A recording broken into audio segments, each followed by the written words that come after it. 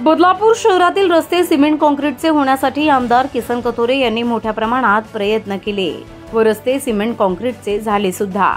काही दिवसांपूर्वी बदलापूर पूर्व परिसरातील होप इंडिया करवई तसेच अनेक ग्रामीण भागातील रस्त्यांच्या सिमेंट काँक्रीटीकरणाचा भूमिपूजन सोहळा पार पडला होता व याच भूमिपूजनादरम्यान होप इंडिया परिसरात एक चौक बनविण्याचा निर्णयही घेण्यात आला होता व याचं श्रीफळ फोडूनही भूमिपूजन करण्यात आलं होतं।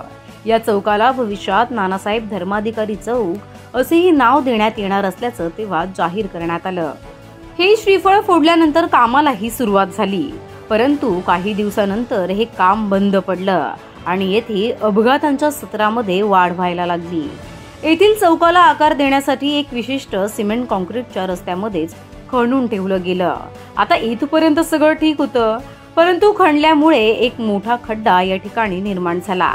निदान या ठिकाणी सुरक्षेचा विचार करत बॅरिकेड्स लावणं तरी अपेक्षित होतं। त्यासोबतच या रस्त्याला लागूनच MIDC कडे येणारा रस्ताही अर्धवट स्वरूपात ठेकेदाराच्या माध्यमातून व स्थानिक लोकप्रतिनिधींच्या आशीर्वादानं तसाच ठेवण्यात आला। हे कमी की काय, रात्रीच्या सुमारास तर या रस्त्यावर प्रचंड अंधार असतो। तेथील पथदिव्यांची बत्ती ही नेहमीच गुल असते, त्यामुळे बदलापूर कर्जतकडे स्टेशन परिसरात किंवा MIDC कडे प्रवास करणारा वाहन चालक मात्र याच खड्ड्यांमध्ये येऊन आदळतो। काही दिवसांपूर्वी सुद्धा वांगणी येथील एका वाहन चालकाचा येथे अपघात झाला होता।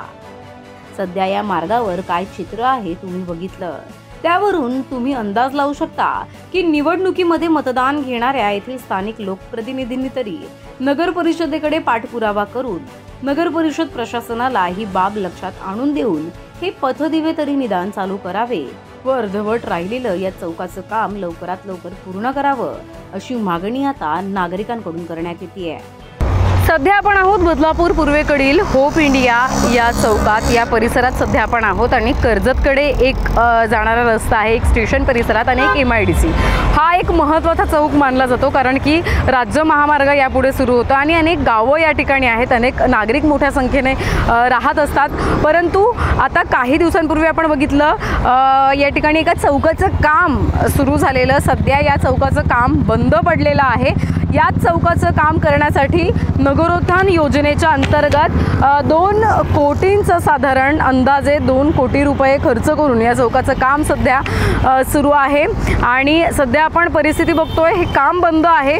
परंतु हे काम सुरू असताना या ठिकाणी या चौकासाठी जे काही सिमेंट काँक्रीटचे रस्ते आजूबाजूला बनवण्यात आले आहेत आणि जी मध्ये जागा ठेवण्यात आलेली आहेत त्याच्या आजूबाजूला सुरक्षा या ठिकाणी कोणत्याही पद्धतीची बॅरिकेड्स नसल्यामुळे जे वाहन चालक जे आहेत, जे प्रवास करतात, त्यांच्या ज्या गाड्या आहेत, त्यांची वाहनं जी आहेत ती थेट या खड्ड्यांमध्ये येऊन आदळत आहेत, त्यांचा अपघात होतोय। त्यामध्येच आपण बघतोय या बाजूला अनेक पथदिवे आहेत, परंतु स्थानिक लोकप्रतिनिधी झोपलेत की काय असा प्रश्न या ठिकाणी उपस्थित होतोय। नगरपालिका प्रशासन झोपली आहे की काय हा प्रश्न या ठिकाणी उपस्थित होतोय, कारण की रात्रीच्या सुमारास मोठ्या प्रमाणात अंधार या चौकात असतो आणि या अंधारामधूनच या खड्ड्यांचा अंदाज, म्हणजे आज चौकासाठी जे काम सुरू आहे त्याचा अंदाज या वाहन चालकांना येत नसल्यामुळे मोठ्या प्रमाणात अपघात या ठिकाणी होताना पाहायला मिळतात।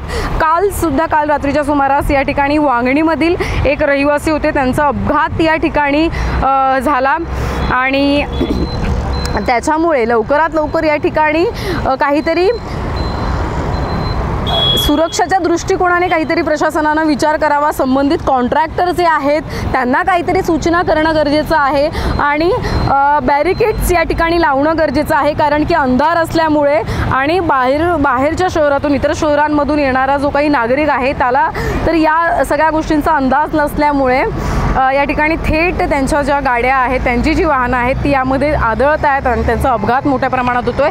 यातच या ठिकाणी आपण बघतोय लाईटीचे पोल आहेत, परंतु वीज त्या पोलमध्ये नसल्यामुळे अंधार मोठ्या प्रमाणात असतो आणि त्यामुळे या वाहन चालकांना रात्रीच्या वेळी ही वाहनं चालवायची कशी असा प्रश्न पडतो आणि अपघातसुद्धा मोठ्या प्रमाणात होत आहेत। त्यामुळे या ठिकाणी आता पथदिवे असू द्यात किंवा सुरक्षा संबंधित काही उपाययोजना करणं गरजेचं ठरलेलं आहे।